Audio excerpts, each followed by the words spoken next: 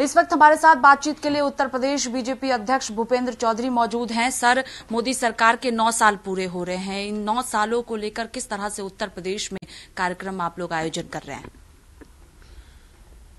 माननीय प्रधानमंत्री जी के नेतृत्व में सरकार को, केंद्र सरकार के 9 वर्ष पूरे होने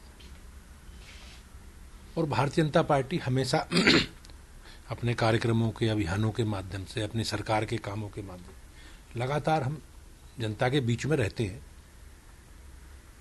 अब हमारे लिए गर्व की बात है और जो जो काम हम लोगों ने किए हैं, हमारी सरकार ने किए हैं, उन सारे कामों को लेकर जनता के बीच में जाने की योजना है। अभियान 30 मई से 30 जून तक चलना है। बड़े बड़े कार्यक्रम भी होंगे और व्यक्तिगत संपर्क भी होगा। हम अपना पूरा रिपोर्ट कार्ड लेकर जनता के बीच में जाएंगे। पूरी पार्टी लगेगी। अभी हम लोग प्रारंभिक रूप से कार्यक्रम की रूपरेखा, कार्यक्रम किस प्रकार से डिजाइन करना है, तो पूरा एक बैठकों के माध्यम से हम लोग इस कार्यक्रम को आगे बढ़ा रहे हैं। लेकिन ये हमारा संकल्प है, क्योंकि निश्चित रूप से भारतीय जनता पार्टी, हमारी सरकार है, जो हमारा एजेंडा है, जो हमारे विषय है, उन्हें पर सरकार ने बहुत अच्छा काम सरकारों ने किया है। तो उन कामों को लेकर जनता के बीच में हम लोग जाएंगे। सभी जाएंगे, पूरी पार्टी जाएगी। इसके साथ ही प्रधानमंत्री नरेंद्र मोदी सहित बड़े नेताओं की क्या रैली भी उत्तर प्रदेश में आयोजित की जाएगी इन 1 महीनों में? निश्चित रूप से कार्यक्रम जिस प्रकार से एक बार बैठ के बातचीत करके सभी के कार्यक्रम हम लोग प्रस्तावित करेंगे और प्रयास करेंगे कि माननीय प्रधानमंत्री जी के ज्यादा से ज्यादा कार्यक्रम उत्तर प्रदेश को मिले। इसके साथ ही सर, आपको लगता है पिछले 9 सालों में जिस तरह से मोदी सरकार ने कामकाज किया है, इसके आधार पर 2024 में बड़ी जीत 2014 की तरह भारतीय जनता पार्टी को मिलेगी? निश्चित रूप से बीजेपी एक ऐसा राजनीतिक दल है कि हम अपने रिपोर्ट कार्ड के साथ जनता के बीच में जाते हैं। हमने जो काम 2014 से 2019 तक मोदी जी के नेतृत्व में किए, वो सारे काम हमने प्रदेश की, देश की महान जनता को 2019 के चुनाव में गिनाए। जो काम हम लोगों ने 2019 से 24 तक किए हैं, तो वो काम हम सारे, जो काम हमने, बिजली है, पानी है, सड़क है, शिक्षा है, स्वास्थ्य है, सुरक्षा है, इन सारे विषयों पर हमने काम किए हैं। और देश इससे जुड़े, देश की सुरक्षा से जुड़े विषय, दुनिया के परिदृश्य में माननीय मोदी जी के माध्यम से जो विषय रखे गए हैं, वो सारे विषय हैं जिन विषयों को लेकर पूरी पार्टी जनता के बीच में जाएगी। और मुझे विश्वास है कि प्रदेश की महान जनता का, देश की महान जनता का आशीर्वाद मोदी जी के नेतृत्व में भाजपा को मिलेगा। क्योंकि 9 साल भी पूरे हो रहे हैं और 2024 में लोकसभा चुनाव भी है, तो क्या उम्मीदें उत्तर प्रदेश से है? 80 लोकसभा सीटों में कितनी सीटें बीजेपी को मिलेगी? नहीं, जिस प्रकार से लगातार भारतीय जनता पार्टी का एक कार्यकर्ता, देश के प्रधानमंत्री जी सहित माननीय मुख्यमंत्री जी, सरकार के सभी मंत्री, हमारे दोनों डिप्टी सीएम, संगठन के सभी वरिष्ठ पदाधिकारी, माननीय विधायक, माननीय सांसद, सभी लोग लगातार अपने काम को लेकर जनता के बीच में हैं।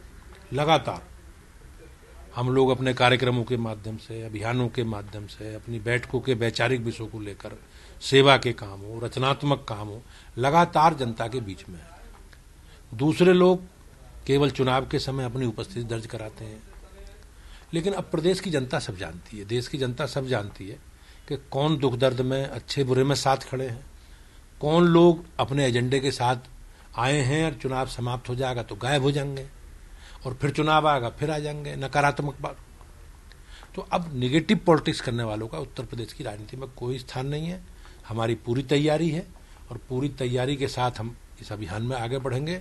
और संगठन की दृष्टि से भी और अपने सरकार के काम के आधार पर भी और हमारे नेता के प्रति, माननीय मोदी जी के प्रति जो लोगों का विश्वास है, उसके आधार पर मैं निश्चित रूप से कह सकता हूं सारी सीटें बीजेपी जीतेगी। लेकिन 9 साल पूरे होने पर विपक्षी पार्टियां सवाल उठा रही हैं और कह रही हैं कि कोई कामकाज बीजेपी सरकार में नहीं किया गया है, महंगाई बढ़ी है, बेरोजगारी दर बढ़ी है।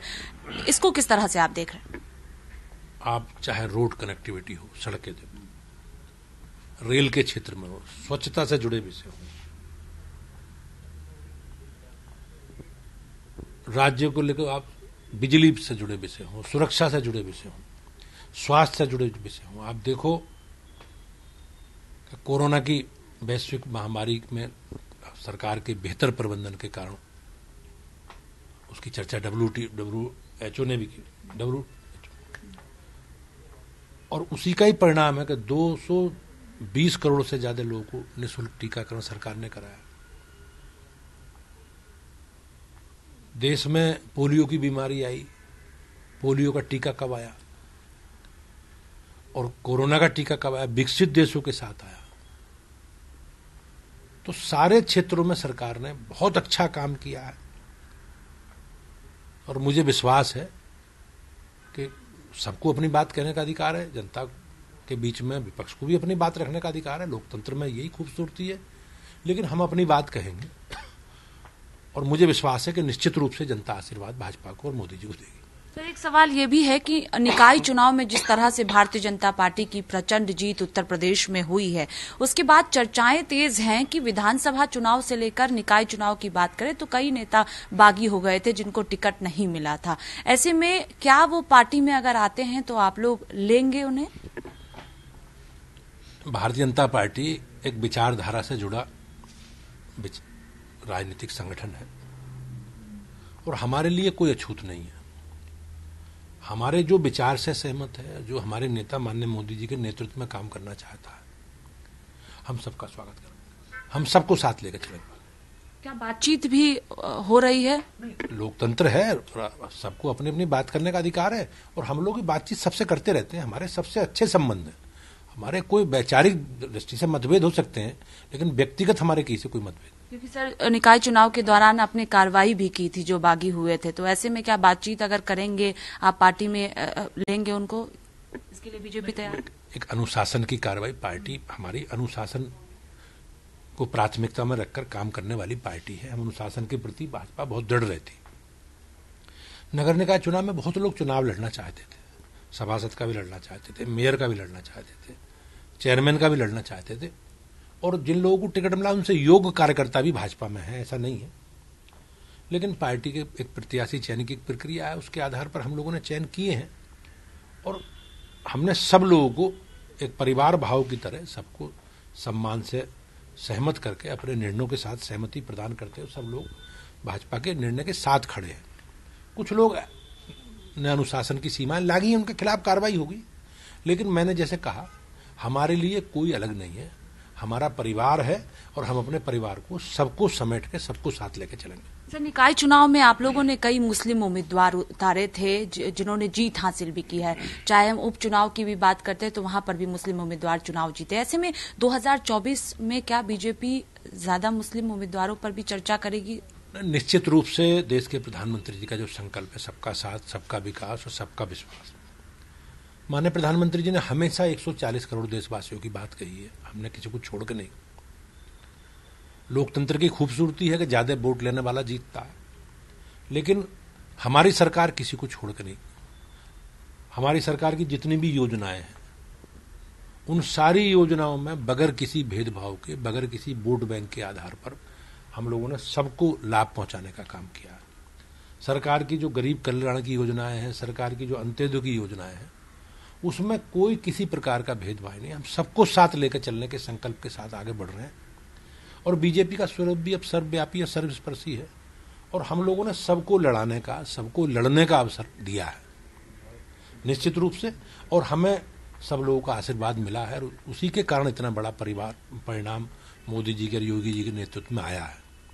तो निश्चित रूप से जो हमारा फार्मूला है, देश के प्रधानमंत्री जी का संकल्प है सबको साथ लेकर चलने का, सब देशवासियों को साथ लेकर चलने का, उस संकल्प के साथ आगे बढ़ रहे हैं। लोगों ने वोट बैंक के नाम पर तुष्टीकरण की लोगों की राजनीति की है। अब तुष्टीकरण की राजनीति करने वालों का कोई स्थान नहीं।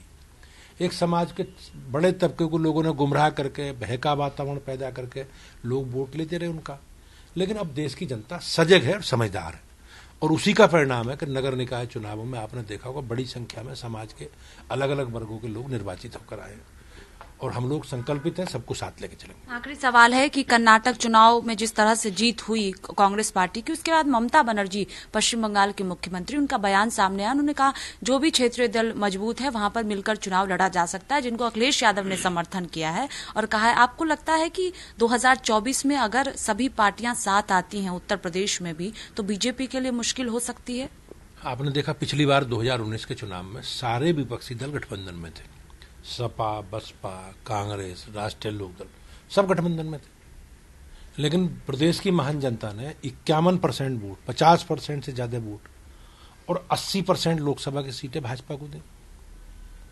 तो ये सब तत्कालिक गठबंधन है, तत्कालिक हितों के लिए गठबंधन है, अपने को सरवाइव करने के लिए गठबंधन है। देश का जनता से इससे कोई लेना देना नहीं। और प्रदेश देश की जनता ये सब जानती है कि गठबंधन देश के समाज के हित के लिए नहीं है, अपने एजेंडे के लिए। और अपने एजेंडे में इनके में देश के कल्याण का एजेंडा विपक्ष का नहीं है, सब लोग जानते हैं। 2017 में समाजवादी पार्टी कांग्रेस चुनाव लड़े, 2019 में सब लोग गठबंधन में चले गए, 2022 में गठबंधन में चले गए। आज स्थिति क्या है गठबंधन के? ओम प्रकाश राजभर क्या कह रहे हैं, बहन मायावती जी क्या कह रही हैं, तो सब एक दूसरे को सब जानते हैं। और गठबंधन की राजनीति का कोई भी संभावनाएं देश भर में नहीं रही। लोग और इन्होंने तत्कालिक परिस्थितियों के हिसाब से गठबंधन करे लोगों ने, गठबंधन के बाद क्या हासिल हुआ? तो आपको लगता है गठबंधन हो? नहीं, गठबंधन मुझे कोई समस्या नहीं है, तो तय उन लोगों को करना है, क्या करेंगे वो। लेकिन निश्चित रूप से मैं कह सकता हूं प्रदेश की जनता का गठबंधन उत्तर प्रदेश की मोदी जी के साथ है और हमारा गठबंधन उत्तर प्रदेश की जनता के साथ। बहुत शुक्रिया बातचीत के लिए। कैमरा पर्सन रोहित के साथ स्वाति पाठक, भारत समाचार, दिल्ली।